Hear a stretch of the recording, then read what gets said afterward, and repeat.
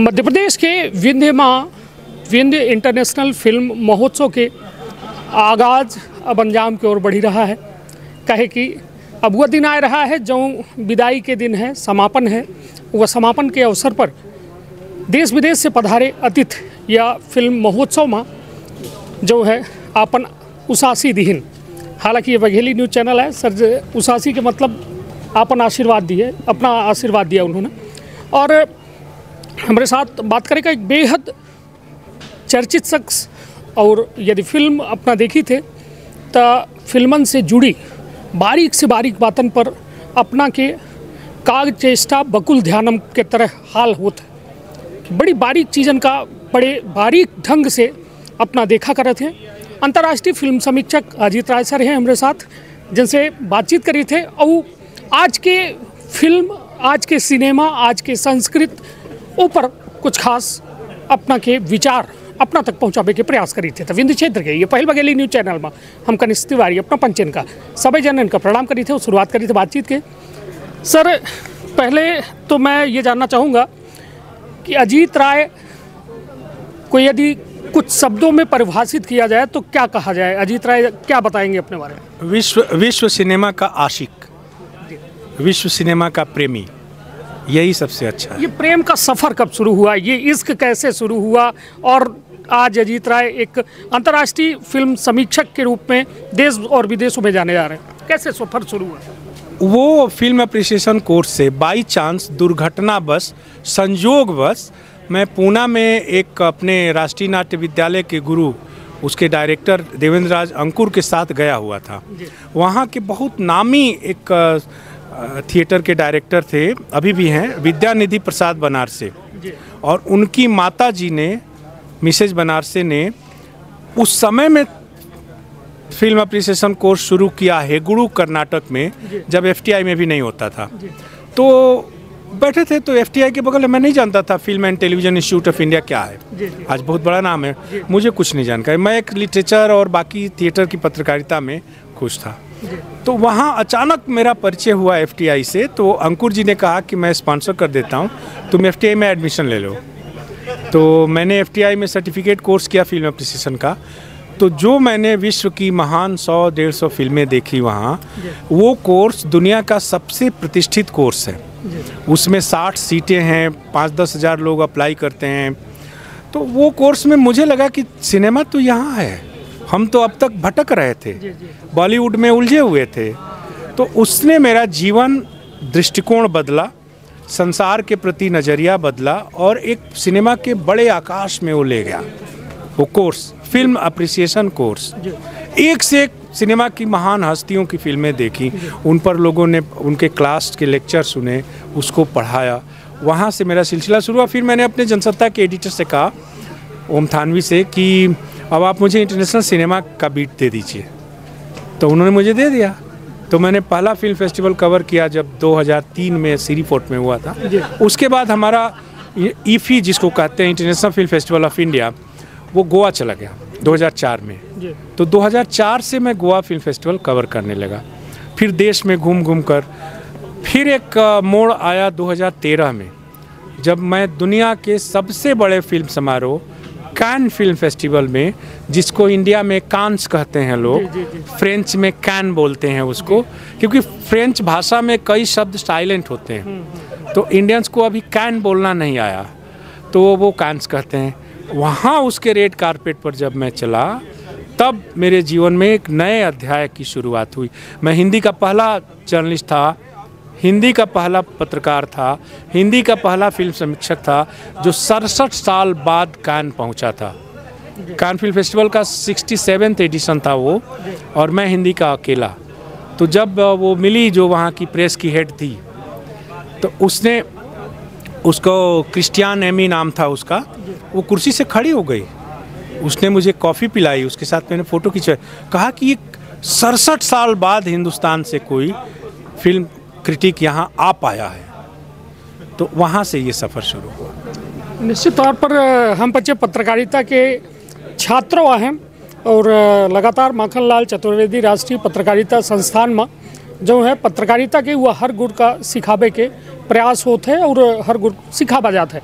लेकिन सबसे बड़ी बात कि अबे सर के द्वारा कहा गया बीट पत्रकारिता में मतलब सर आपने जो पत्रकारिता की शुरुआत की तो पत्रकारिता का कोई कोर्स किया कि डायरेक्टली आप जो है पत्रकारिता में इंटर हुए और फिर आपने बीट पत्रकारिता में आपने बॉलीवुड या एंटरटेनमेंट को चयनित किया? नहीं, ये तो मेरे आज का सच है जी। मैंने पॉलिटिक्स की पत्रकारिता की, क्राइम की पत्रकारिता की, तरह तरह के जो सब एडिटर कहता था वो सब आपको करना होता था। सिटी रिपोर्टिंग में मान लीजिए चीफ रिपोर्टर हेड होते हैं, वो ड्यूटी जो लगाते हैं उस तरह से।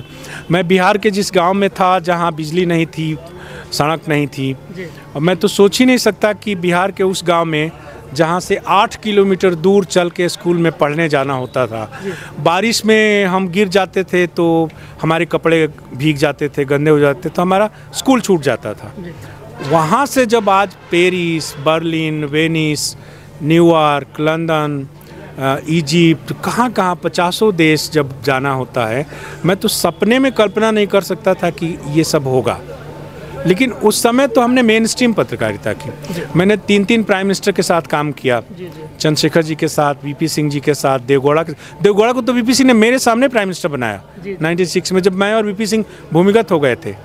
तो हमने वो पूरा दौर देखा, ये लालू प्रसाद यादव से लेकर मुलायम सिंह यादव और रामविलास पासवान से लेकर तमाम बड़े बड़े नेता वीपी सिंह के घर में लाइन लगाकर खड़े रहते थे। तो पॉलिटिक्स का वो रूप देखा था।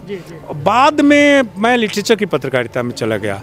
लिटरेचर के बाद नेशनल स्कूल ऑफ ड्रामा ने मुझे एक तरह से बहुत सपोर्ट किया और कहा कि थिएटर की पत्रकारिता करूं। हमारे गुरु थिएटर में राम गोपाल बजाज NST डायरेक्टर थे, उन्होंने कहा कि आपने लिटरेचर की बहुत कर लिया, अब थिएटर की पत्रकारिता कीजिए।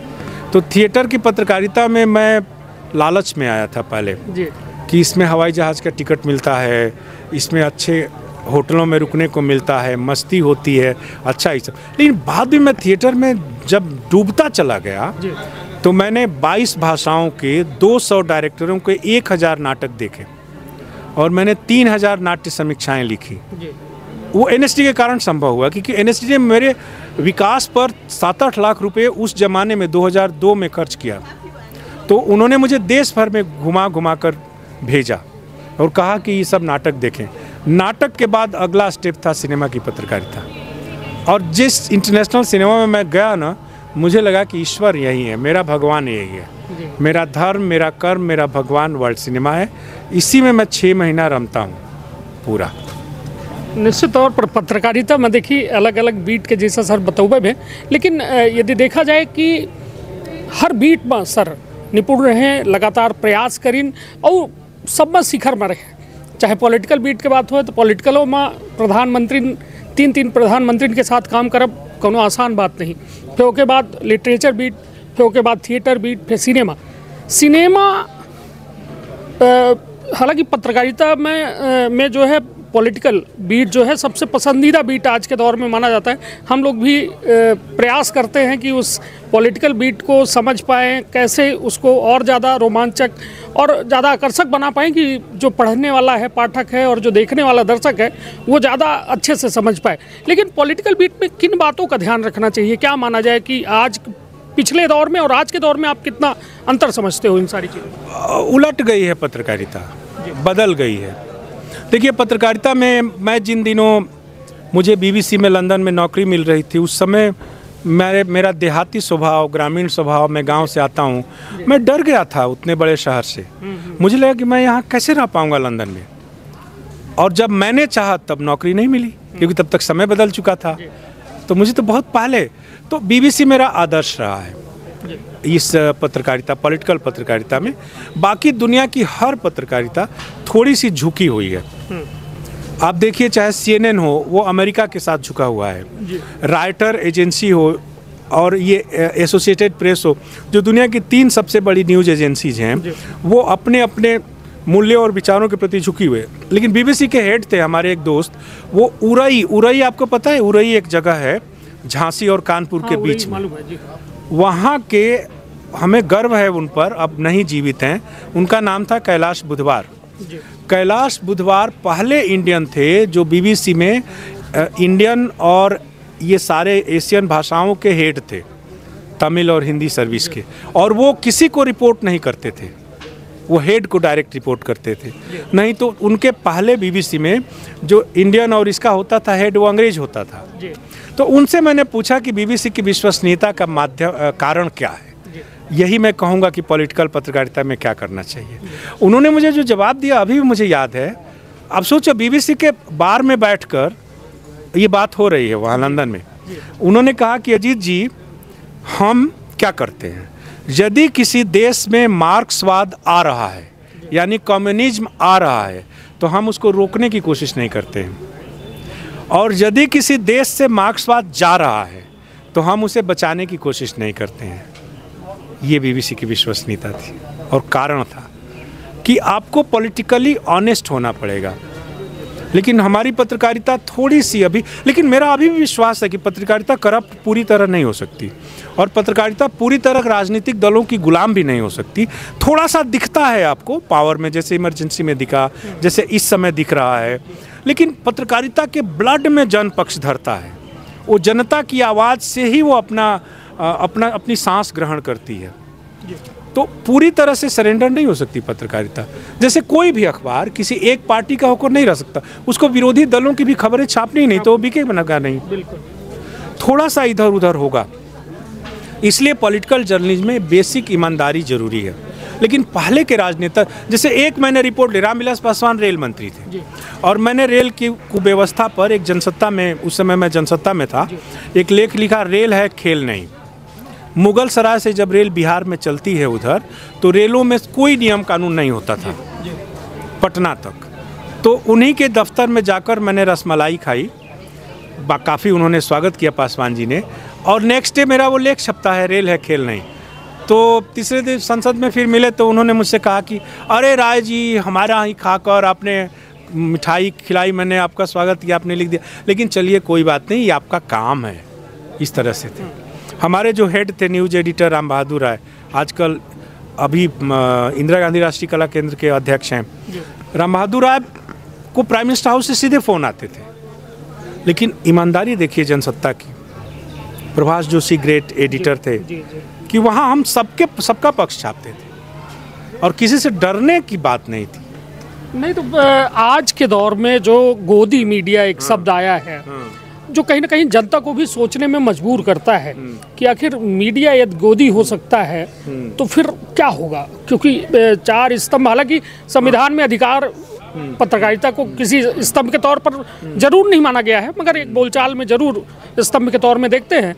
तो यदि पिलर है और पिलर में गोदी मीडिया जैसे शब्द की परिभाषा आप क्या देखते हो, जनता इसको किस नज़रिए से देखे, इस शब्द को, इन शब्दों को? देखिए, मेरा मानना है कि कोई भी अखबार का मालिक आपको जनता की समस्याओं पर लिखने और बोलने से मना नहीं करता। जैसे भूख से मौतें हो रही हैं, या यदि एक्सीडेंट हो रहा है, या सड़क पानी बिजली नहीं है, या जो लोग जिन पर जिम्मेदारी है न्याय की, असल पत्रकारिता क्या है, वो एक महात्मा गांधी का जंतर एनसीईआरटी की किताबों में छपता है। अब छपता है कि नहीं मुझे नहीं मालूम, लेकिन हम जब पढ़ते थे तो वो कहता है कि जो भी निर्णय लीजिए उसमें ये ध्यान रखिए कि समाज के आखिरी पायदान पर जो आदमी खड़ा है उसके हित में है कि उसके खिलाफ है। जब आप उसकी बात करेंगे तब आपका निर्णय की जांच होगी कि आपका निर्णय कैसा है। तो पत्रकारिता यही करती है। कोई देखिए, जब तक कि जैसे स्टेट है, लोग कहते हैं कि स्टेट इतना ताकतवर है, ये सब है, लेकिन जब तक स्टेट के बेसिक पैराफर्नेलिया पर आप अटैक नहीं करेंगे तब तक आपको स्टेट छूट देता है काम करने की। बहुत सारे ऑफिसर आईएएस ऐसे हुए जिन्होंने बहुत अच्छे काम किए, बहुत सारे पुलिस के एसपी ऐसे हुए कि बहुत अच्छे काम किए उन्होंने। लेकिन हमारा समाज एक विविधतापूर्ण हिंदुस्तानी समाज है, उसमें आप एक जजमेंट नहीं दे सकते। इसलिए गोदी मीडिया का मतलब सीधा ये होता है कि वो सत्ता की गोद में बैठ गया है और जनता की बातें नहीं करके पावर वाले लोगों की बात करता है। और पावर कैसे जुड़ता है? देखिए, विश्वनाथ प्रताप सिंह ने एक सिद्धांत दिया था। हमें लगता है कि जैसे आज इनकी डॉक्टर यादव की सरकार है मध्य प्रदेश में, मोहन यादव की, तो वो पावर हैं। पावर वो नहीं है अकेले, पावर के 5 एलिमेंट होते हैं, जान लीजिए। एक पॉलिटिकल पार्टी, रूलिंग पार्टी, वो पावर का पहला स्तंभ है। दूसरा स्तंभ है अपोजिशन पार्टी, उसके भी तो लोग MP MLA है ना, उसको भी उतनी तनख्वाह मिलती है और उसके पास भी पावर है। तीसरा स्तंभ होता है पावर का ब्यूरोक्रेसी, नौकरशाही, बहुत पावरफुल है इस देश में। कोई पॉलिटिकल लीडर नौकरशाही कुछ कर ही नहीं सकता। असली पावर उसी के हाथ में जो कलेक्टर और SP है, और ये आपके BDO से लेकर और चीफ सेक्रेटरी तक का ढांचा है। ठीक है, देखो कितना पावरफुल है। चौथा पावर बिजनेसमैन, जो पैसा देता है इन सबको, जिसको बिजनेस मैग्नेट कहते हैं। और पांचवा पावर है मीडिया। तो ये 5 तत्व मिलकर पावर बनते हैं। हमें पांचों के संबंध पर समझना होगा और ईमानदारी से हमें रिपोर्ट करना होगा। उसके खतरे हैं, और उसके खतरे छोटी जगहों में ज़्यादा हैं। दिल्ली बॉम्बे में खतरे नहीं हैं। हमें याद ही नहीं कि दिल्ली में किसी पत्रकार को धमकी मिली होगी। दिल्ली में पूरी संसद है, पूरी सरकार है, पूरा मीडिया है, दिल्ली में नहीं है, लेकिन छोटी जगहों में ज़्यादा है। तो इसलिए गोदी मीडिया कुछ देर के लिए लग सकता है आपको। जैसे महात्मा गांधी का ही कोट करूँगा, रिचर्ड एटनबरा की फिल्म है गांधी, ऑस्कर जीता था 8। उस फिल्म में शुरुआत ही वॉइस ओवर से होती है, जब पानी के जहाज़ पर गांधी की अस्थियां हिंद महासागर और में बिखेरी जा रही हैं। गांधी की आवाज़ में आती है कि कभी कभी लगता है कि जो असत्य है वो जीत जाएगा, लेकिन अंत में सत्य जीतता है। यही मीडिया की ताकत है। तो निश्चित तौर पर बड़ी बात की पॉलिटिकल रिपोर्टिंग करत सब हैं, सब करे चाहते हैं, लेकिन जो सर के द्वारा अनुभव साझा किया गया है, निश्चित तौर पर एक विद्यार्थी के खातिर और एक काम करे वाले खातिर एक आशीर्वचन से कम नहीं आई। सर, सिनेमा, अब हालांकि आपके पास भी वक्त उतना नहीं है और साथी हैं जो आपसे मुखातिब होना चाहते हैं, तो सर सिनेमा जो है, पहले का सिनेमा, जब एक बिना बोलती फिल्म बनती है और देश में एक क्रांति आती है, फिर बोलने वाली फिल्म आती है, फिर बहुत सारी चीज़ों में बदलाव होता है, और आज एक ऐसा दौर है कि एक कमरे के अंदर फिल्म शूट हो जाती है ग्रीन पर्दे में, और उसमें कहीं बर्फ़ दिखा दी जाती है, कहीं नदी दिखा दी जाती है।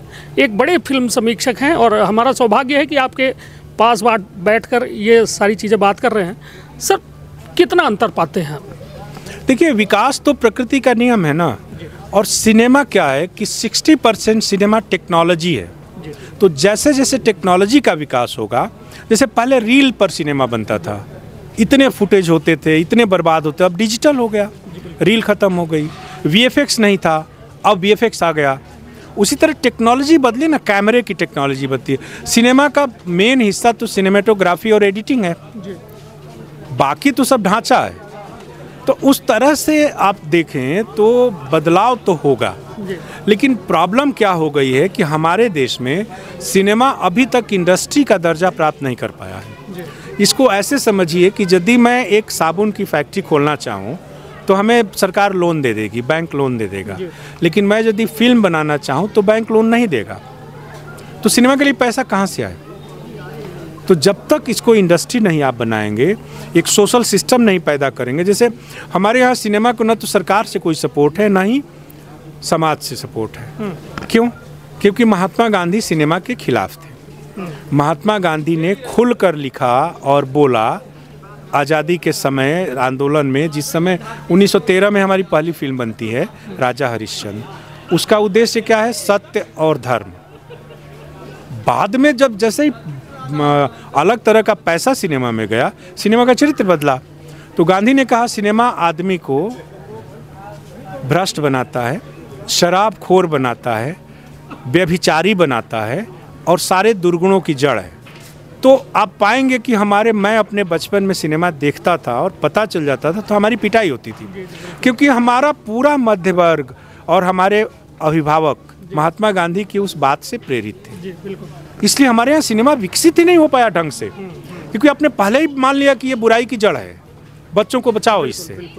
वो तो जब 1980 में जाकर दूरदर्शन रंगीन हुआ और दूरदर्शन पर हम लोग और बुनियाद जैसे सीरियल्स आए और इनका स्टारडम सब बढ़ा, तब हमारे मिडिल क्लास ने अपने और बच्चों को और इन सबको उसकी ओर किया। नहीं तो पहले तो बहुत बुराई मानी जाती थी।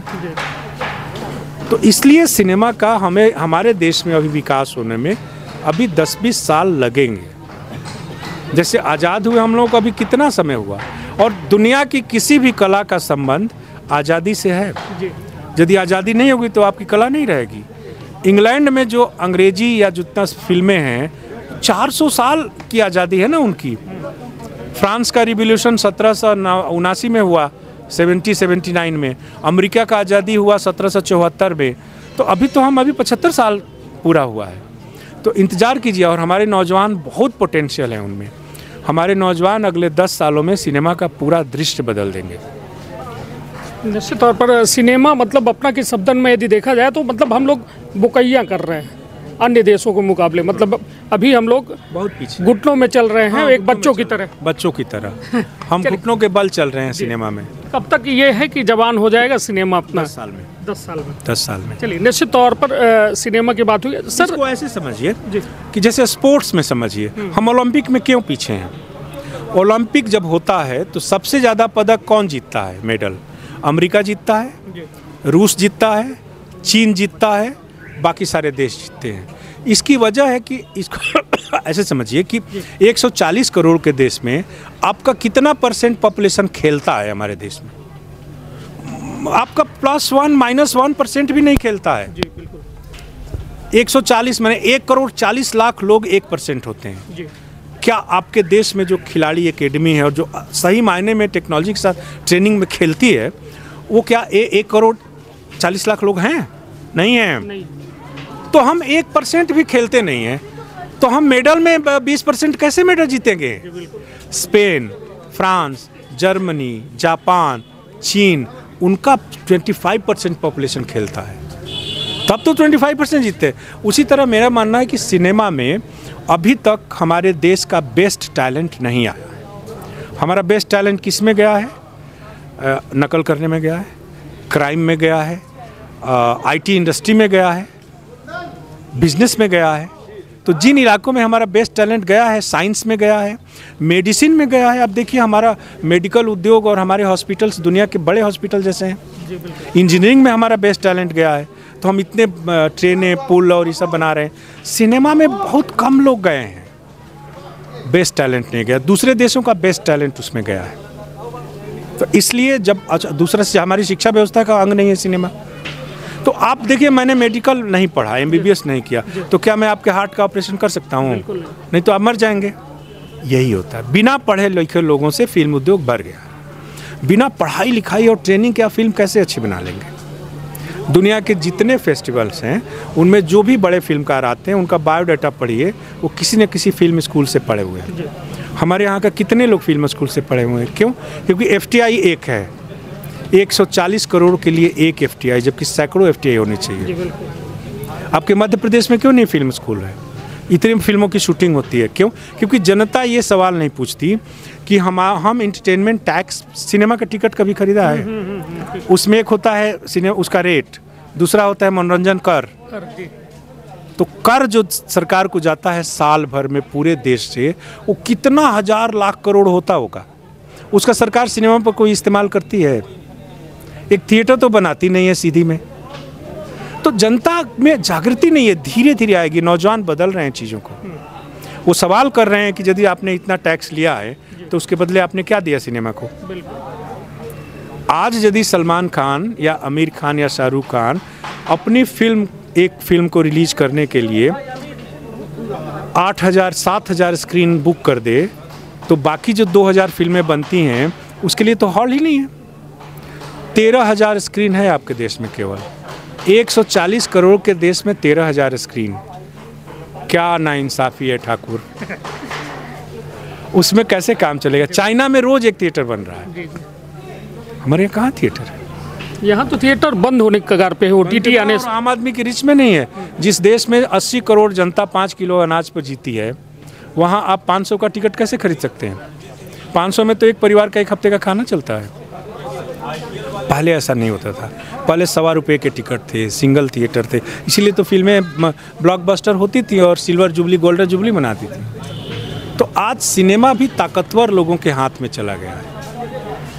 तो आम जनता के हाथ में मोबाइल है, मोबाइल पर देखिए। तो 10 साल में आपने बोला कि ये बदल जाएगा पूरा, क्योंकि हमारे टैलेंटेड और पढ़े लिखे नौजवान उसमें जाएंगे। सर क्षेत्रीय सिनेमा, बस बहुत शॉर्ट में टिप्पणी चाहेंगे। क्षेत्रीय सिनेमा, आप बिहार से हैं और बिहार में अमूमन भोजपुरी सिनेमा जो है अपने एक ऐसे स्तर में पहुंच चुका है कि व्यावसायिक सिनेमा है वो है ना, उसकी इकोनॉमी है जी। तो सर ये माना जाए कि क्षेत्रीय सिनेमा जो होना चाहिए, जैसे यदि विंध्य की बात करें तो हमारे यहाँ बघेलखंड अंचल है, बघेली बोली जाती है। बुंदेलखंड की बात करें, बुंदेली बोली जाती है। और बहुत सारे अंचल हैं जहाँ पे क्षेत्रीय सिनेमा की भारी डिमांड है। मगर क्या वजह लगती है आपको कि क्षेत्रीय सिनेमा इतना पॉपुलर नहीं हो पा रहा है या सामने नहीं आ पा रहा है? क्या वजह क्या लगती है? एक तो उसमें निवेश नहीं है पैसे का। यहाँ के जो व्यवसायी हैं जिनके पास पैसा है वो इसमें निवेश नहीं कर। दूसरा, उसको आप दिखाएंगे कहाँ? एक थिएटर से आप कैसे उसका वसूल करेंगे? आपके हर कस्बे में थिएटर होना चाहिए ना, या एक आबादी 50,000 की आबादी पर एक थिएटर होना चाहिए ना। तो वो, और अभी देखिए आमिर खान की जो पूर्व पत्नी है किरण राव, उसकी एक बुंदेलखंडी फिल्म आई है। मैंने रेड सी इंटरनेशनल फिल्म फेस्टिवल जेद्दा में देखा उसको, लापता लेडीज। अद्भुत फिल्म है, लेकिन बुंदेलखंड में भी वही बेहतर फिल्म बना रही है, आपके लोग नहीं बना रहे हैं। भोजपुरी सिनेमा एक भयानक मैंने चीज़ों का शिकार हो गया। मैं तो अश्लीलता और ये अश्लीलता नहीं मानता, लेकिन भयंकर भोजपुरी सिनेमा में कहाँ है? गंगा मैया तो है पियरी चढ़ी, 1960-61 में नाजिर हुसैन ने एक फिल्म बनाई। उसके बाद भोजपुरी सिनेमा मील का पत्थर कुछ बना ही नहीं। तो उससे क्या हो? हाँ, बनाया किसने? मलयालम ने बनाया, बंगाल ने बनाया, महाराष्ट्र ने बनाया। आज सबसे बड़ा रेवेन्यू जो आता है, अब बाहुबली कोई हिंदी फिल्म थोड़े हो, तेलुगु फिल्म है, तमिल भी नहीं है, तेलुगु की इंडस्ट्री में पैसा इतना। अभी कंटारा जो कर्नाटक की थी, उसने कितने 100 करोड़ का कारोबार कर लिया। हम कहाँ हैं? क्षेत्रीय सिनेमा वहाँ पर है। तमिल, तेलुगु, मलयालम, कन्नड़, यहाँ तक कि पंजाबी में भी, हरियाणवी में। अभी देखिए हरियाणवी में OTT स्टेज बना, स्टेज नाम से आया हरियाणवी राजस्थानी के लिए, वहाँ भी कुछ नहीं था। तो बघेलखंड के लोगों को अपना सिनेमा बनाना चाहिए और उसको जनता में दिखाना चाहिए। सर अब चलते चलते एक अभी आपका मैं आलेख पढ़ रहा था पठान पर आपने बड़ी तीखी प्रतिक्रिया दी है आपने कि लोगों ने जो विरोध किया पठान का विरोध नहीं कर रहे हैं, वो शाहरुख खान मुसलमान होने के नाते विरोध कर रहे हैं। रूट पर एक वीडियो था, हाँ। उसको 2-4 लाख लोगों ने देखा था। जी, तो मतलब ये कैसे आप कह सकते हैं कि जो संस्कृत के खिलाफ है? एक और भाजपा बोलती है कि हमसे बड़ा संस्कृत का संरक्षक कोई नहीं है, हम हिंदुइज्म की बात करते हैं, हम अपने संस्कृत संस्कारों की बात करते हैं। पूछना चाहिए आपको कि संस्कृत सिनेमा का क्या किया आपने? हमारे देश में संस्कृत की कितनी फिल्में बनी है? 140 करोड़ के देश में बीजेपी 9-10 साल से शासन में है, उनके लोगों को चाहिए कि वो संस्कृत फिल्म इंडस्ट्री शुरू करते ना। बहुत जमाने के बाद मैंने एक फिल्म देखी, इष्टि, संस्कृत सिनेमा। आदि शंकराचार्य पहली फिल्म थी। 5 से ज़्यादा नाम नहीं गिना पाएंगे आप संस्कृत फिल्मों का। नहीं, तो मतलब ये जो संस्कृति और संस्कारों का जो कहीं हनन करते हैं, चाहे जैसे OTT की बात की जाए, बिल्कुल धड़ाधड़ गालियाँ। अब वहाँ तक देखिए, माता पिता भी एक हद तक बच्चों को रोक सकते हैं कि आप, जैसे आपने अभी कहा कि महात्मा गांधी ने कहा कि ये अश्लीलता का घर है और ये बर्बाद होंगे बच्चे यहाँ से, तो मतलब वहाँ OTT पर तो सबके हाथ में फ़ोन है, कितना माता पिता रोकेगा कि भाई वहाँ मत जाना?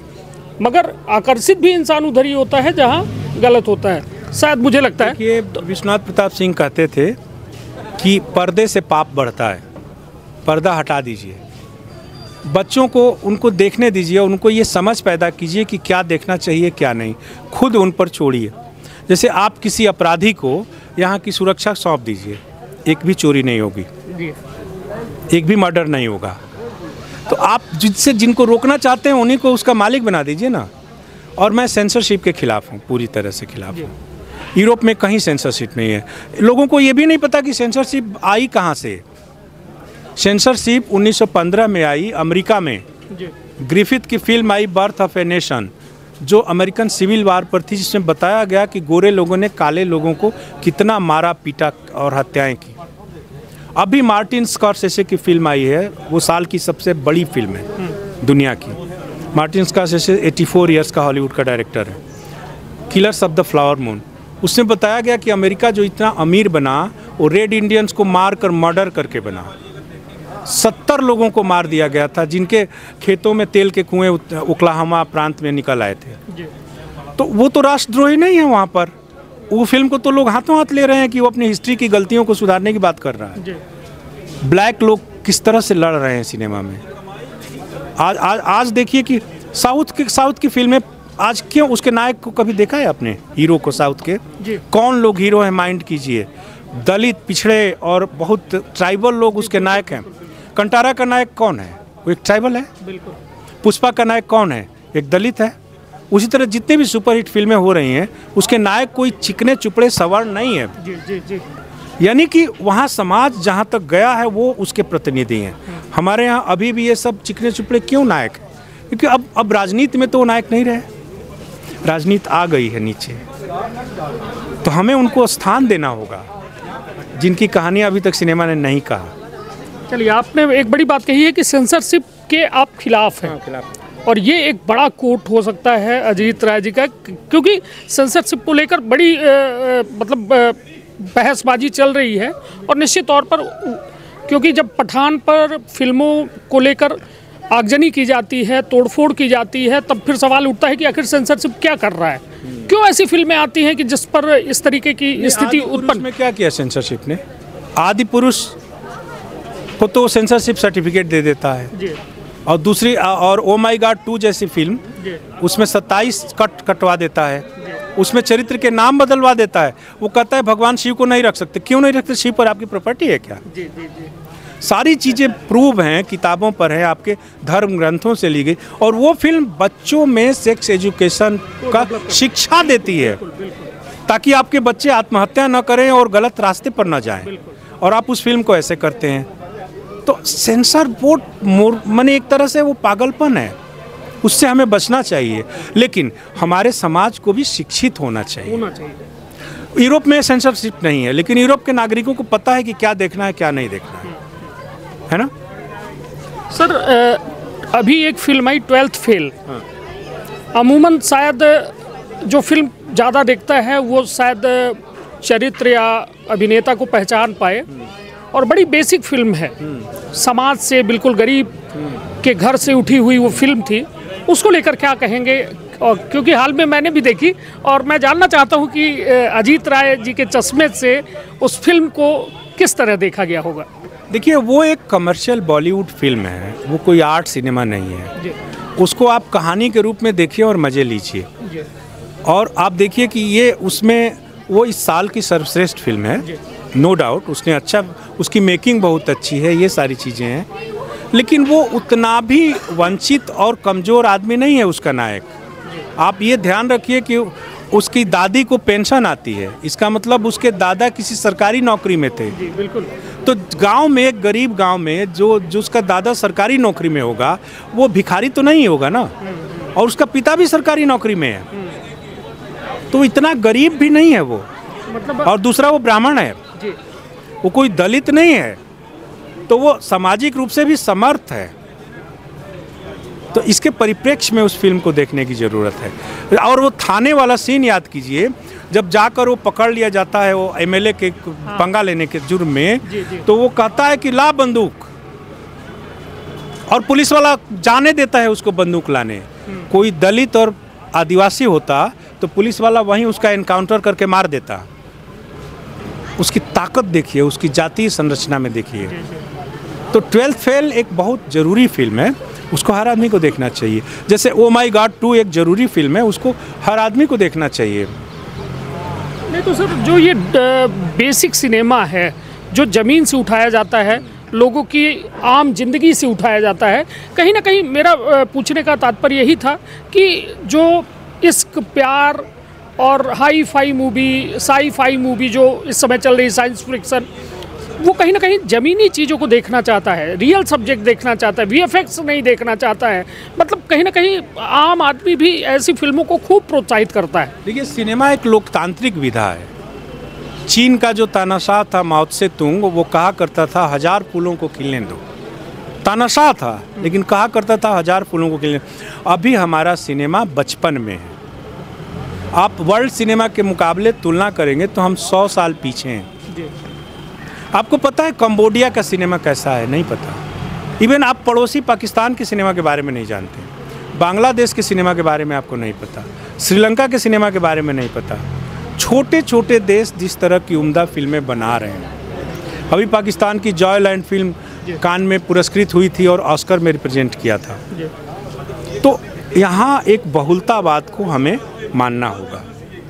तरह तरह का सिनेमा बनने दीजिए और आप चुन लीजिए आपको क्या पसंद है। आप एक यदि कानून बनाएंगे, इंदिरा गांधी ने कहा था जब उनसे पूछा गया कि देश की कोई कल्चरल नीति क्यों नहीं है, सांस्कृतिक नीति, तो उन्होंने कहा कि देश की सांस्कृतिक नीति नहीं हो सकती, वो बहुलतावादी है। क्योंकि हम 26 भाषाओं वाले देश में हैं, इतने क्षेत्र हैं, इतने जाति संप्रदाय विविधता, उसमें एकता है। तो 1000 फूलों को खिलने दो, 1000 तरह की फिल्में बनने दीजिए और आप चुन लीजिए आपको क्या देखना है। सर, क्योंकि कई छात्र ये हमारी आपके संवाद को देख रहे होंगे, फिल्म समीक्षक बनने के लिए क्या करना पड़ेगा, और दूसरा फिल्म समीक्षक एक बेहतर कैरियर बन सकता है कि नहीं? वो बन सकता है, थोड़ा मुश्किल है, लेकिन उसके लिए आपको अंग्रेजी आनी चाहिए पहली चीज़। क्योंकि देखिए, जो आप केवल बॉलीवुड की समीक्षा करते रह जाएंगे तो बॉलीवुड जैसा नरक है, आप भी नरक का जीवन जिएंगे। जितने ताकतवर घोड़े पर आप सवारी करेंगे उतना ही आपको ऊंचा वो ले जाएगा, है ना। तो अब वर्ल्ड सिनेमा में जाने के लिए आपको 3 भाषाओं का फार्मूला समझना होगा। एक तो अंग्रेजी समझनी होगी क्योंकि उनकी भाषा, वो अंग्रेजी सबटाइटल पढ़ना होगा आपको। दूसरा, आपको अपनी हिंदी समझनी होगी। तीसरा, उनके देश की भाषा को थोड़ा जानने की कोशिश करनी होगी जहाँ की वो फिल्में हैं। तो आप यदि इंटरनेशनल सिनेमा से जुड़ेंगे तो बेशक उसका बड़ा करियर है। चलिए, तो निश्चित तौर पर हमारे साथ रहे अजीत राय सर, जिनके द्वारा साफ तौर पर अपन बेबाक विचार जो पत्रकारिता से जुड़े हुए या फिर अपना कही कि फिल्मन से जुड़ा हो, सीधे साफ तौर में अपना के द्वारा कही दीनगा है।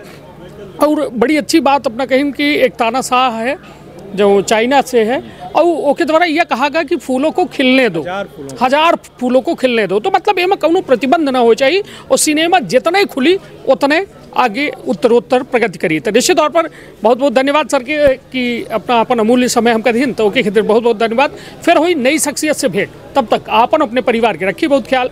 धन्यवाद, प्रणाम।